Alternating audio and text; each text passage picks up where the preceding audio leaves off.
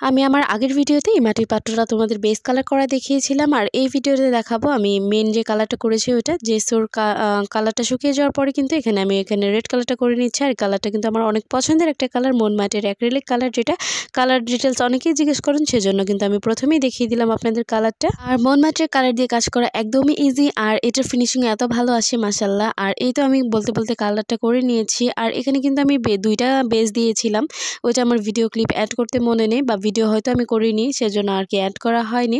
কারণ প্রথমবার যেহেতু জেসোর কোটটা আমি অনেক গাঢ় করে দিয়েছিলাম, সেজন্য এটা একটু হালকা লাগছিল, এর জন্য এখানে এভাবে করে নিলাম। আর এখানে একটা কলকা টাইপের ডিজাইন আমি এখানে দিতে চাচ্ছিলাম, যেহেতু আমি এখনও জানি না আমি কী ধরনের ডিজাইন করব। আর এখানে আমার আরেকটা সমস্যা হয়েছে, আমি কিছুতেই আমার যে 000 তুলিটা ওইটা আমি খুঁজেই পাচ্ছিলাম না, সেজন্য আমি শুধু 0 সাইজের একটা তুলি নিয়েছি, তাও এটা অনেক পুরনো তুলি, এটার ফিনিশিংও তেমন ভালো না, আপনারা দেখলেই বুঝতে পারবেন। আমি কিন্তু অনেক ট্রাই করেছি চিকনভাবে দেওয়ার, কিন্তু আমি কোনোভাবেই পাচ্ছিলাম না। তুলিগুলো যে আমি কোথায় রেখেছি আমি এখনও জানি না।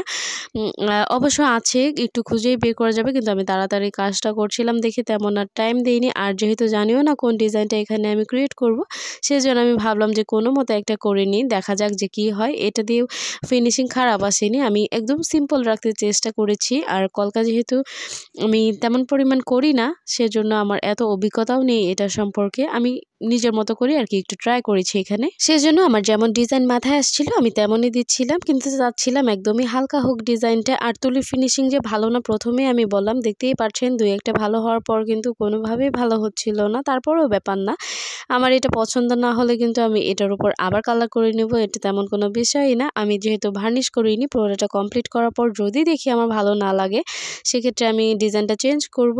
আর যদি দেখি যে না থাক মোটামুটি চলে, তাহলে আমি এখানে ভার্নিশ করে ফেলবো। আপনারা কি বলেন অবশ্যই কিন্তু আমাকে কমেন্ট করে জানাবেন। আর কালার কম্বিনেশনে আপনাদের কাছে কেমন লাগছে অবশ্যই কিন্তু জানাবেন। এই ধরনের কলকা ডিজাইনগুলো কিন্তু আমার বেশ পছন্দের, আমি ভাবছি যে এটা আমি একটু একটু করে ট্রাই করব, কারণ এগুলো এত ক্ষুদ্র ক্ষুদ্র কাজ হয়, আর কাজগুলো আমার কাছে পার্সোনালি অনেক ভালো লাগে। আর এই মাটির যে পাত্রটা আছে এটার ফিনিশিংও কিন্তু তেমন ভালো ছিল না, আপনারা দেখলেই বুঝতে পারবেন। আমি যখন এখানে বর্ডারটা দিয়েছিলাম এটাও কিন্তু একটু এবড়ো খেবড়ো হয়েছে, এটার কারণ হলো বাটিটা নিজে একটু এবড়ো খেবড়ো ছিল, সেজন্য একটু কম বেশি লাগছে। কম বেশি কিন্তু কোনোভাবেই লাগার কথা না, যদি এটা স্মুথ থাকতো আর কোনো ব্যাপার না। আমি যেহেতু ট্রাই করছি সেজন্য যেমন ইচ্ছা তেমনই হোক, ট্রাই করতে তো কোনো দোষ নেই, কি বলেন?